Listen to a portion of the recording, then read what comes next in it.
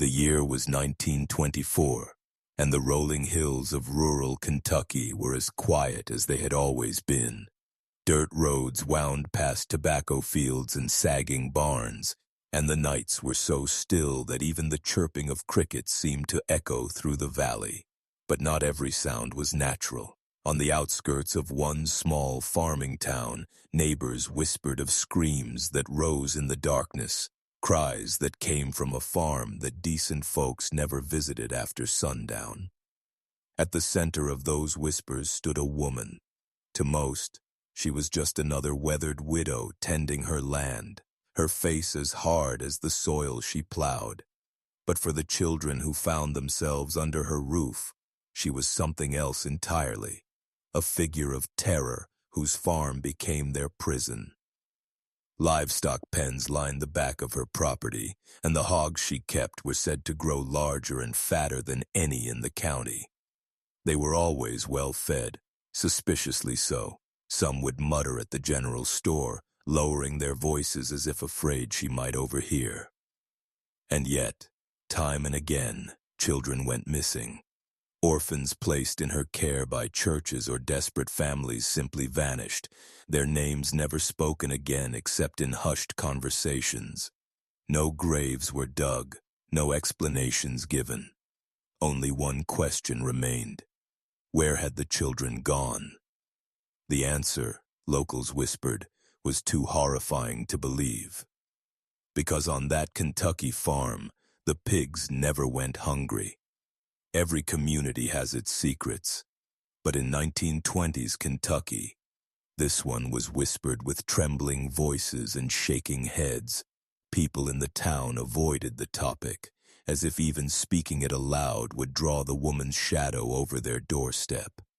She wasn't just a farmer, and she wasn't just a caretaker of lost children. She was a predator hiding in plain sight.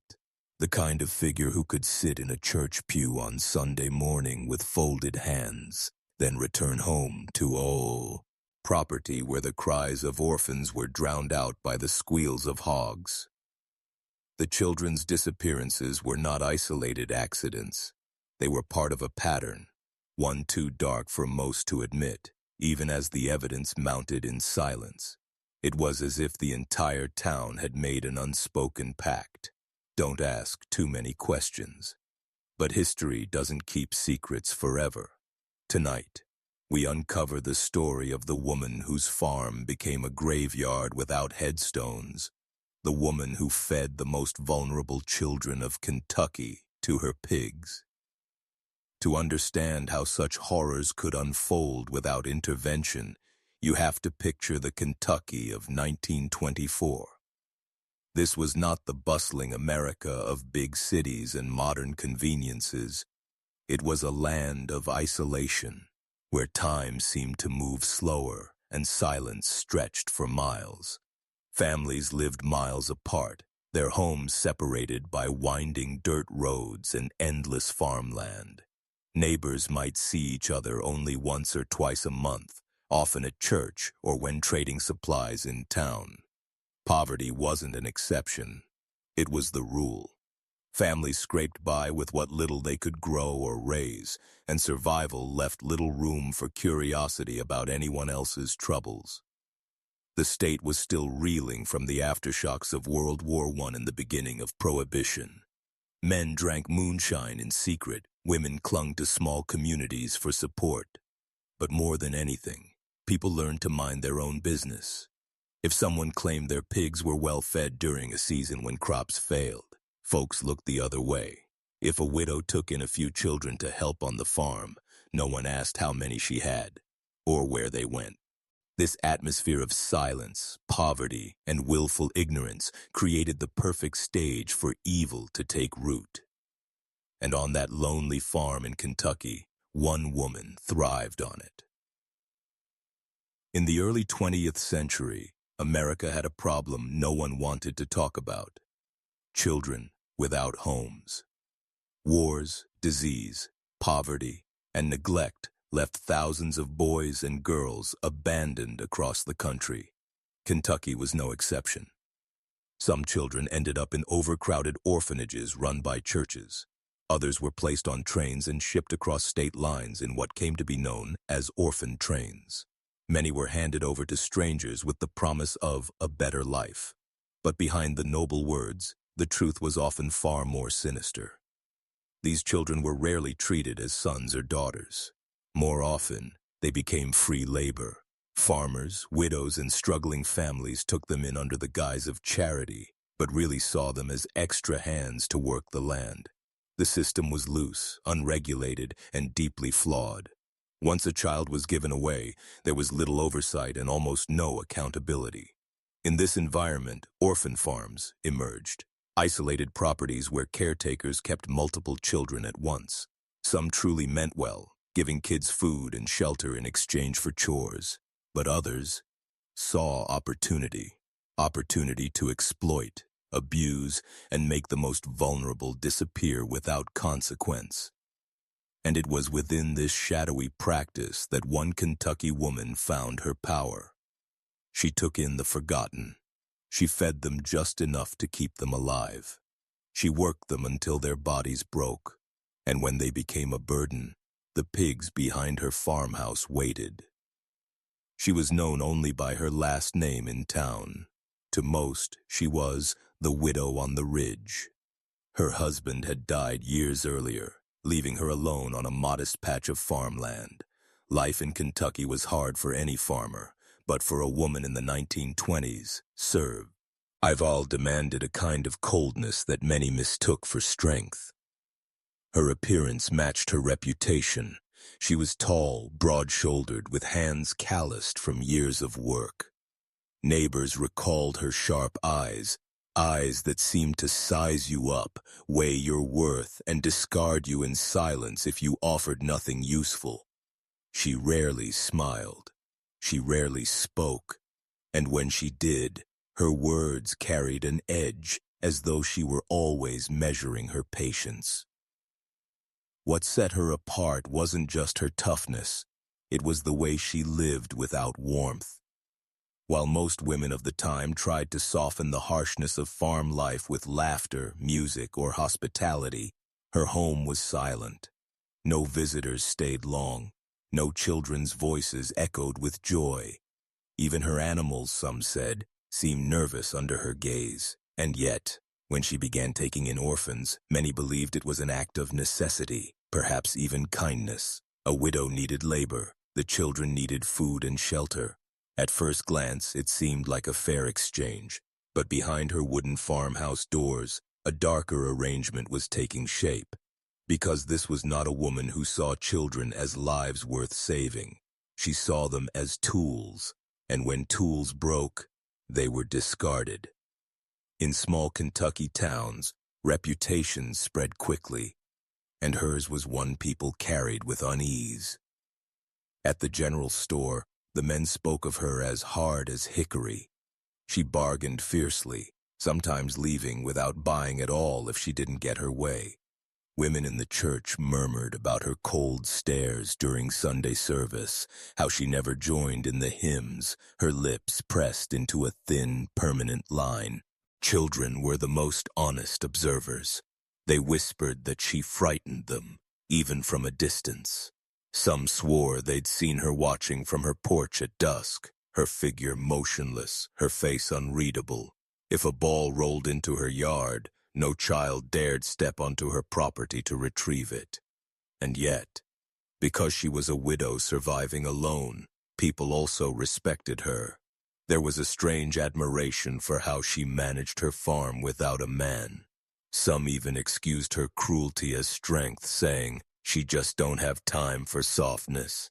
But the animals told a different story. Travelers who passed by recalled the thin horses, the gaunt dogs chained too tightly to move, and then there were the pigs, massive, healthy beasts that seemed to grow unnaturally large compared to the meager scraps others fed their stock. Her cruelty wasn't just tolerated, it was explained away. People convinced themselves she was simply tough.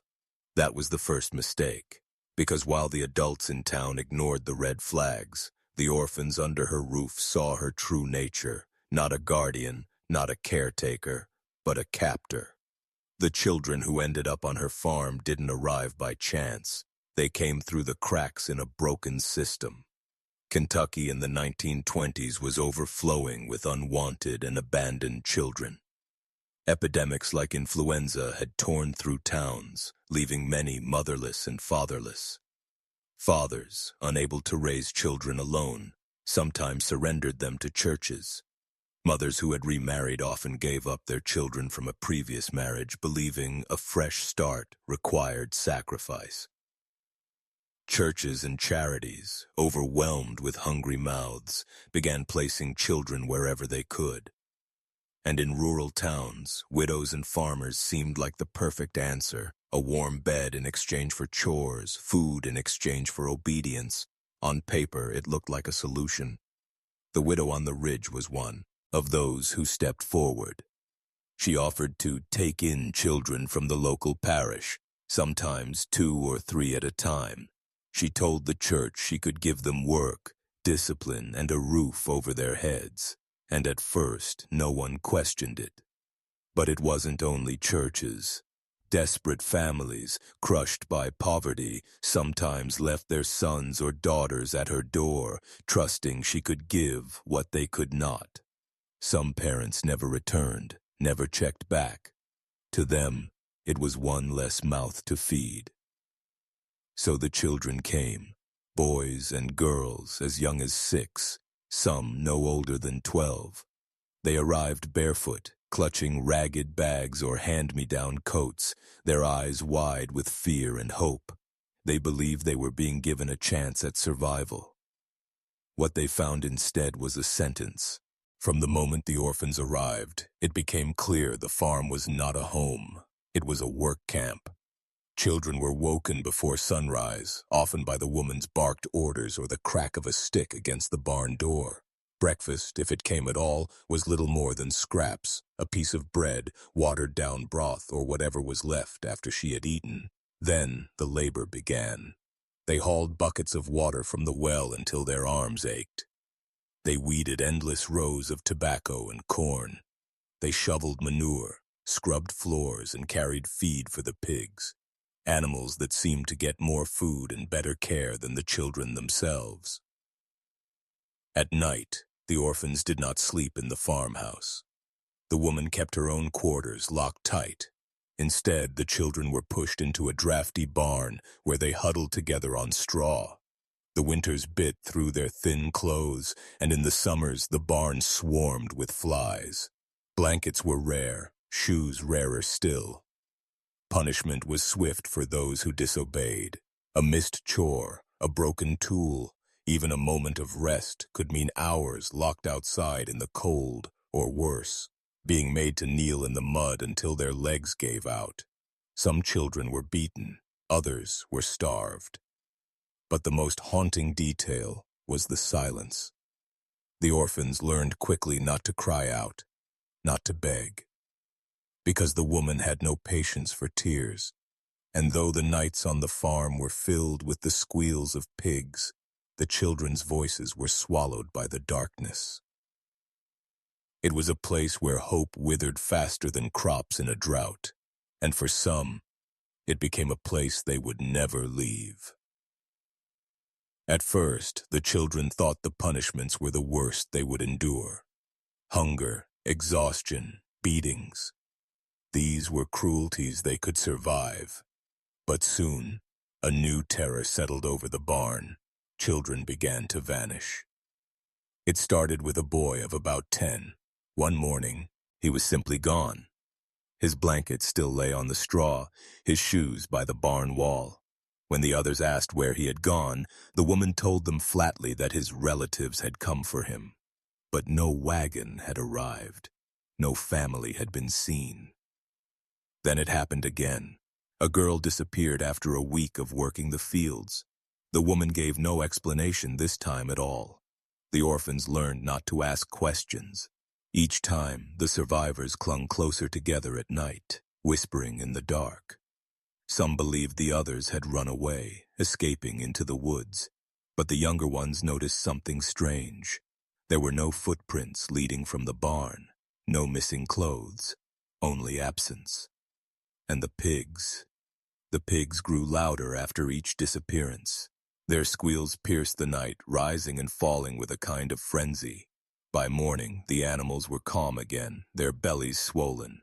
One boy, the oldest among them, finally whispered the words none of them wanted to believe. "She's feeding them to the hogs." From that night on, the barn was no longer filled with whispers of escape.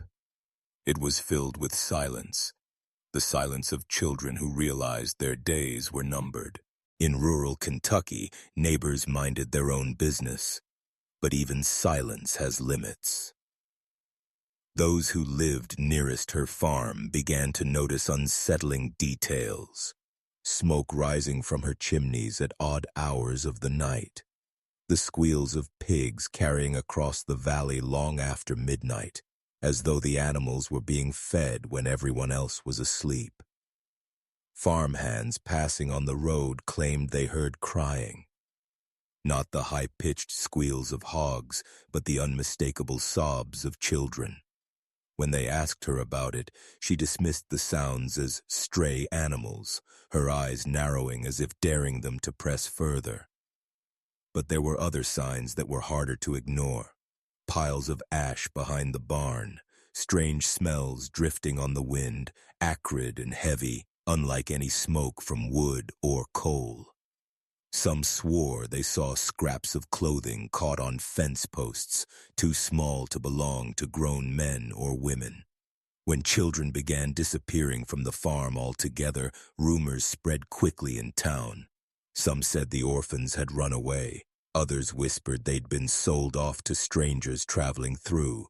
But the boldest of whispers, spoken only when no one else could hear, accused her of something far worse. Still, no one dared confront her openly. She was a widow, after all, and widows in Kentucky commanded a certain shield of sympathy. To accuse her without proof was unthinkable, and so the community did what communities often do in the face of horror.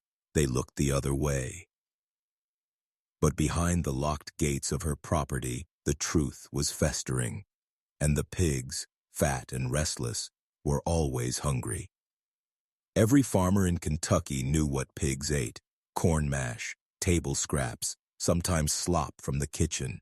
But the pigs on her farm were different. While the horses looked thin and the dogs chained outside were nothing but skin and bone, her hogs grew fat, unnaturally so. Their bodies bulged with meat, their hides stretched tight. Farmers who visited shook their heads, muttering that she must have found some secret feed to keep them thriving through drought and famine. But her feed bins told another story. They were rarely full of grain. Neighbors noticed that she hauled little from the mill, and yet the pigs were never hungry. When asked, she would simply smile, a rare, unsettling curve of her lips, and say, "They get what they need." At night, the sounds carried. The squealing and thrashing in the pens rose into the blackness, an ugly chorus of hunger followed by an eerie silence.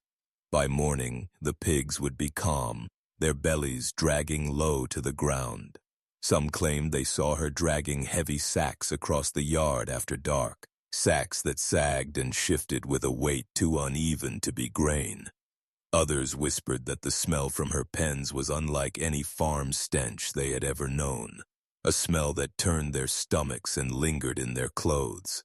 And when children vanished, the pigs grew fatter. It was a connection the neighbors dared not put into words, but one they could no longer ignore. Something unholy was being poured into those troughs, something that was not meant for animals.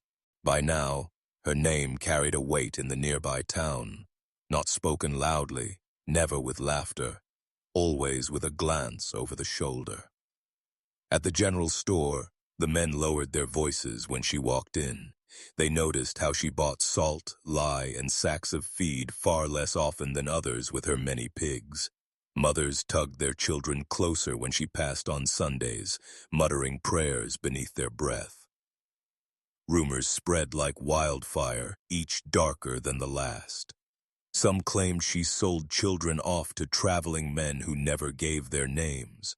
Others whispered that she boiled their bodies in great iron pots, feeding both pigs and soil. But the most persistent story, the one that refused to die, was that she fed the orphans directly to her hogs, turning the cries of the unwanted into silence and meat. Children in town grew up with warnings. Don't wander past the ridge road, or she'll take you too. Schoolboys dared each other to run past her fence, only to sprint back pale and breathless, swearing they'd seen her watching from the window. She became less a woman and more a figure of local folklore, the living boogeyman of rural Kentucky. And that suited her well. The whispers kept people away. The silence kept her safe. But folklore has a way of drawing attention, and eventually the stories reached the ears of men who were paid to investigate the truth. For years, the whispers remained just that. Whispers. Rumors of screams in the night, of pigs fed too well, of children who never returned. But in 1924, the case that no one wanted to touch could no longer be ignored. A boy, about 12 years old, had been placed on her farm by a church in a nearby county. Unlike most of the orphans, he had living relatives. An aunt who had promised to check on him when she could. Weeks passed, then months, with no word from the child. When the aunt finally made the long trip to see him, she arrived to find the farm strangely quiet. The widow met her at the door, her face stony and cold. When asked about the boy, she said simply, "He ran off, didn't want to work, probably gone north with the drifters." She gave no details, no concern. The aunt left uneasy, her instincts screaming that something was wrong. When she returned to town and pressed the matter, others began to recall their own suspicions. The strange smells, the vanished children, the pigs that grew fat while hunger plagued the county. For the first time, someone demanded answers. The sheriff, reluctant at first, finally agreed to ride out to the farm. He expected to find a runaway boy's belongings, maybe signs he'd fled into the woods. But what he found instead would unravel one of the most disturbing secrets Kentucky had ever buried.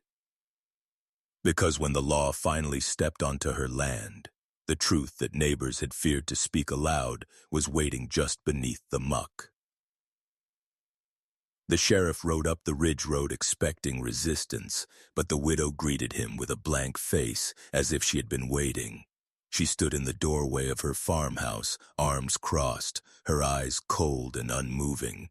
When he asked about the missing boy, she repeated the same story. "He ran off, don't know where, happens all the time." But the sheriff wasn't convinced. He walked the property, his boots sinking into the soft, churned mud around the pig pens. The stench was overwhelming, more than the sour smell of hogs. It was acrid, heavy, almost sweet, and it clung to the back of his throat. That's when he noticed something strange. In the mud near the fence line lay a small shoe, half buried and chewed at the edges. It was far too small to belong to any adult. He pressed further. Behind the barn, he found piles of ash where fires had burned hotter than cooking flames. Sifting through the charred remains, he spotted something pale, not wood, not stone. It was a fragment of bone, small and brittle. The final proof came from the pig trough itself. Inside the slop, mixed with scraps and gristle, was a piece of cloth, a scrap of fabric torn from a child's shirt. The sheriff's stomach turned. He'd heard the whispers for years, but now he stood knee-deep in them. What had been rumor was now evidence, and what had been dismissed as folklore was something far worse. Fact. When he turned back toward the farmhouse, the widow was still standing in the doorway, watching him silently. She didn't move, she didn't blink, and in that moment, The sheriff realized she wasn't afraid at all. The sheriff knew he couldn't turn away. The shoe, the bones, the cloth in the trough, it was enough. Maybe not enough for a court yet, but enough to act. He radioed for help, and by the following morning, deputies rode up the ridge with wagons. Word traveled fast, faster than lawmen could contain it. By the time they arrived at her farm, half the town had gathered along the fence line, whispering and pointing. The widow stood on her porch, as if awaiting a guest. She didn't protest when the sheriff stepped forward with the warrant. She didn't shout or struggle when he announced she was under arrest for suspicion of murder. Instead, she gave a thin, humorless smile and said only, "Took you long enough." Gasps rippled through the crowd. Mothers clutched their children tighter. Old men muttered prayers. As deputies bound her wrists, one farmer shouted from the crowd, "What did you do with those kids?" She turned her head, her eyes sweeping over the faces, and replied flatly, "They weren't wanted. Nobody wanted them, but my hogs did." The crowd recoiled as though struck. Some screamed. Others tried to lunge forward, only to be held back by deputies. The sheriff forced her into the wagon, his hands shaking despite his years in uniform. As the wheels turned and carried her down the ridge road, the townsfolk stood frozen in shock. Behind them, the pigs squealed in their pens, restless and hungry, as though mocking the silence that had finally been broken.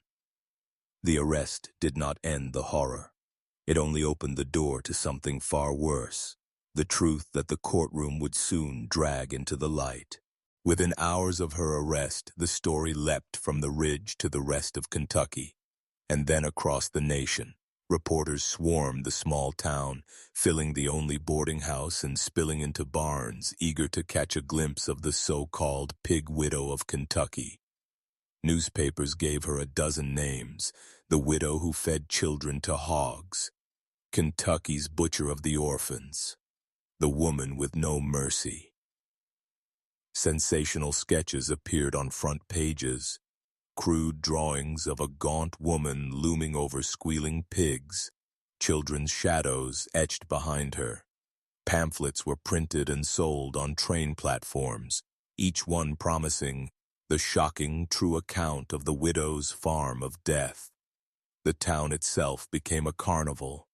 Strangers crowded the streets, gawking at the farmhouse from afar. Vendors sold food to sightseers who came to point at the ridge as if it were a macabre tourist attraction. Preachers thundered about the woman as proof of sin's grip on the world. In the middle of it all, the sheriff sat in his office surrounded by telegrams. Some called for her immediate hanging. Others demanded she be studied, examined, dissected like a specimen. Lawmen from neighboring counties sent warnings, saying crowds were already forming, ready to storm the jail. And while the headlines made her a monster, the widow herself never flinched. In every appearance, she sat perfectly still, her eyes forward, her lips tight. Reporters noted that she rarely spoke, but when she did, her words chilled the room. "They weren't mine to keep. They weren't yours either. They belonged to no one, only the hogs." The more she spoke, the larger the headlines grew. What had begun as a local scandal had become a national obsession, and a courtroom spectacle was now inevitable. The courthouse had never seen such a crowd. On the first morning of the trial, every bench was packed, farmers in mud-stained, boots sitting shoulder to shoulder with newspaper men from Chicago, New York, and St. Louis. Women fanned themselves in the sweltering heat, their eyes darting toward the defendant as if afraid she might leap from her chair. The widow entered shackled at the wrists, her black dress starched and spotless, her gray hair pinned neatly. She walked with a deliberate calm, as though she were arriving at church rather than to face charges of mass murder. When the judge asked her to state her name, she gave it in a voice that was steady and cold, filling the chamber with a chill silence. The prosecution wasted no time painting her as a monster. They laid out the evidence. Children who had gone missing from orphanages, the shoe found in the pig pen, the cloth fragments in the trough. Witnesses described her farm, the smell, the bones scattered in the dirt. Each word twisted the crowd tighter until mothers openly wept in the gallery. But her defense told a different story. They argued that no bodies had ever been conclusively found, that she had taken in hungry children when others turned them away, that the pig's bones had been mistaken for human remains. They warned the jury not to be swayed by rumors and hysteria whipped up by city reporters. Through it all, the widow never looked distressed. She sat straight-backed, her eyes flicking only once toward the jury. For some, it felt as though she was studying them, weighing them, as if they were the ones on trial. When the prosecution presented the farmer's testimony, the man who claimed to see children being led into her barn but never out, the widow smiled faintly. That smile sent a murmur through the courtroom, a ripple of unease no gavel could quiet. The trial had only begun, but already it promised to be one of the darkest spectacles in Kentucky's history. Day after day, the witness stand became a stage for horror. The first to testify was a matron from the county orphanage. Her voice cracked as she described how the widow would appear at the gates, offering warm bread and jars of molasses in exchange for helping hands on her farm. She swore she had seen children climb onto the wagon, but never saw them return. Then came the farmer from across the ridge. He told the court how, on moonlit nights, he'd seen shadows moving behind the barn doors. Once, he heard screaming carried on the wind. When he called out, the barn went silent.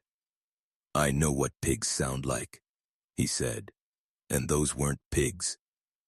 Another witness, a grave young boy who had escaped, stood trembling before the jury.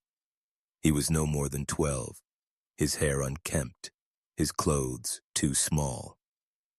In a halting voice, he described being locked in the cellar with 3 other children, given nothing but scraps while the widow whispered prayers through the cracks. One morning, the other children were gone. He never saw them again. The courtroom gasped when he said the words. "She told us the hogs were hungry, that we had to feed them or they'd come for us." The defense tried to dismiss him as frightened and confused, but the boy's testimony lingered like smoke in the chamber, impossible to wash away. More voices followed. A sheriff's deputy who found bones mixed in the pig trough, a butcher who swore some fragments were too small to belong to livestock, a preacher who claimed she'd confessed to him in riddles, speaking of children without souls who were better given to the earth. Each testimony drew the town tighter into her legend, and each day, as the stories grew darker, the widow sat motionless, her hands folded neatly in her lap, her gaze fixed not on her accusers, but on the jury. By the end of the second week, people whispered that she didn't fear the testimony at all. No, it seemed she welcomed them, as if every word spoken in that courtroom was part of a script she had written long ago. When the time finally came for her to take the stand, the courthouse was so crowded that deputies had to bar the doors. The crowd pressed against the windows, eager to hear the woman who had become both a monster and a myth. The judge asked her to swear on the Bible. She placed her hand upon it, but instead of speaking the oath, she smiled, thin, cold, and unsettling. Only after the judge threatened contempt did she mutter the words, her voice low and deliberate. At first, her testimony seemed ordinary. She spoke of hard times on the ridge, of her husband's death, of the endless mouths to feed. But soon, her words began to twist. "Children are not what you think they are," she told the jury. "They come and go like stray dogs. They do not belong to you, nor to me. The earth takes what it needs. The hogs, They were just the Earth's way of asking. Gasps filled the room, but she continued unfazed, her voice steady as stone. She described the orphans as wandering spirits, already unwanted, already forgotten. She claimed she had given them purpose by feeding them to her hogs. When the prosecutor demanded whether she denied the killings, her reply sent shivers through the chamber. Deny?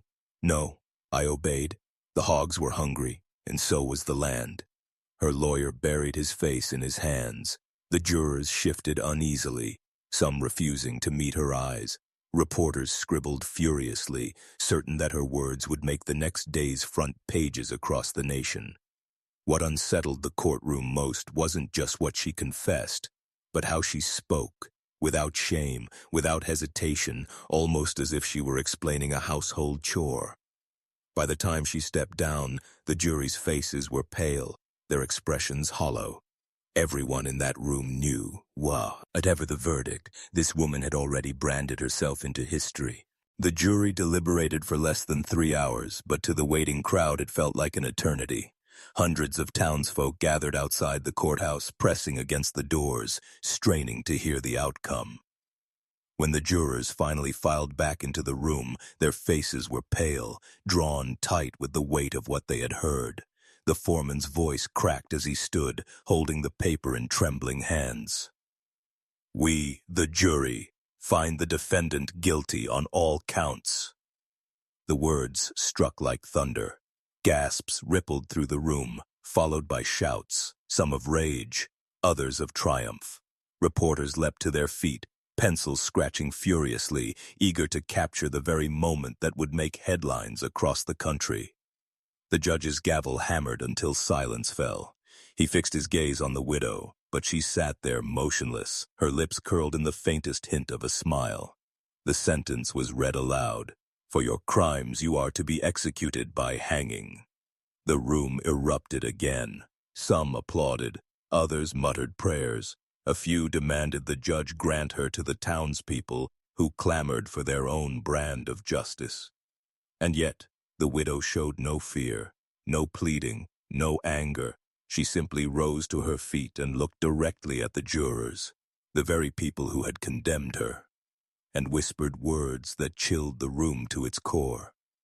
The hogs will never go hungry, not while men still breed children they do not want.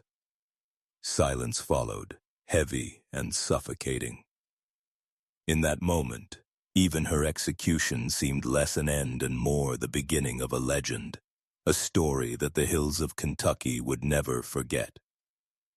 On a gray morning in late autumn of 1924, the widow was led from her cell to the gallows erected just outside the courthouse. The air was sharp and the hills of Kentucky seemed to hold their breath. Hundreds had gathered for the event. Farmers, housewives, veterans in fades, uniforms, children clutching their mothers' skirts, all pressed together in grim anticipation. For some, it was justice. For others, a spectacle. But for everyone, it was history. The widow walked calmly, her shackles rattling softly with each step. She wore a plain black dress, her hair neatly pinned, her expression as unreadable as it had been through the trial. Not once did she look at the crowd, though dozens shouted at her, cursing, spitting, even hurling stones that guards quickly deflected. At the base of the gallows, the sheriff asked if she had any final words. She raised her head at last, her eyes scanning the silent crowd, and then she spoke. You will bury me, but you will not silence me. The earth is hungrier than I ever was. A chill fell over the assembly. Even the hangman paused, his hands trembling slightly as he fitted the noose around her neck. When the trapdoor dropped, the crowd gasped in unison. Some turned away, unable to watch. Others stared, unblinking, as if to convince themselves that the nightmare was finally over. But when her body finally stilled, there was no cheer, no relief, only silence, heavy and uneasy. It was as if the hills themselves had swallowed her last words and refused to let them go. The papers would declare justice served. Yet for the people who stood there that morning, something darker lingered, the unsettling sense that the widow's hunger, and the hunger of her hogs, had not truly died with her. After the hanging, life in the Kentucky hills did not return to normal. The farm where the widow had raised her hogs became a place of dread. The county seized the land, but no one would buy it. Neighbors swore the soil smelled of blood, and at night the squeals of pigs could still be heard, even though the pens stood empty. Children dared one another to approach the rotting barn, whispering that the widow's ghost lurked inside, still tending to her hogs.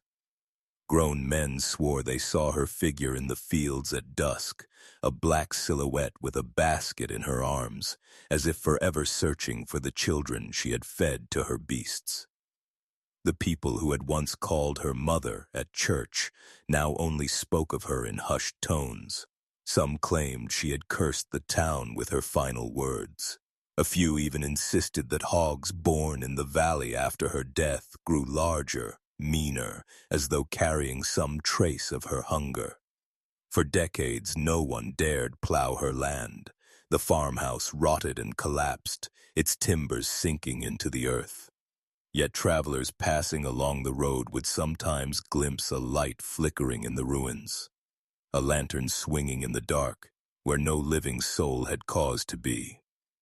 The widow was dead, but in the Kentucky hills, her name lived on. She was no longer just a criminal. She had become a specter, a warning, and a story parents told their children when they strayed too far into the woods. The gallows had ended her body, but not her legend. News of the widow's crimes did not die with her. If anything, her execution ignited a frenzy. Newspapers from Chicago to New York plastered her face across their front pages. The headlines were lurid, dripping with sensationalism. The hog widow of Kentucky. She fed innocents to swine. America's Lady Butcher hangs. For city readers, it was almost too grotesque to believe. A widowed farm woman, not a gangster, not a drifter, but someone's neighbor, someone's Sunday school teacher, turned predator. The contrast between her outward respectability and the horrors of her crimes became irresistible copy. Illustrated weeklies depicted her with a butcher's cleaver in one hand, a writhing pig in the other. Some papers exaggerated wildly, claiming dozens more victims, painting her as a female Bluebeard, a rural cannibal, even a witch. Journalists descended on Kentucky, interviewing anyone who had ever spoken to her, desperate to unearth details that made the tale even darker. One paper invented the claim that she sang lullabies to the orphans as she led them to the pens. Another insisted she had a secret recipe book, with pork stews whose flavor came from more than just the hog. America devoured her story as eagerly as her hogs had devoured flesh.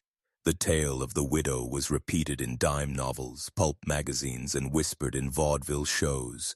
She became a macabre legend, reshaped to entertain, to frighten, and to sell. But for those who had lived in the shadow of her farm, there was no entertainment in it. For them, the newspapers had turned their grief into spectacle, and every headline only made her harder to forget. With time, the details of her crimes grew tangled in rumor, until the widow of Kentucky was no longer just a criminal. She was a haunting. Parents warned their children not to wander near pigsties after dark, lest the hog widow steal them away. Campfire tales told of her returning on stormy nights, lantern in hand, calling out for orphans in a sing-song voice. Travelers passing through the valley swore they saw her shadow in their lantern light, always just at the edge of the fields. Her farmhouse became the centerpiece of countless ghost stories. Some said the walls bled on anniversaries of her killings. Others claimed you could still hear children crying from the ground where the hog pens once stood.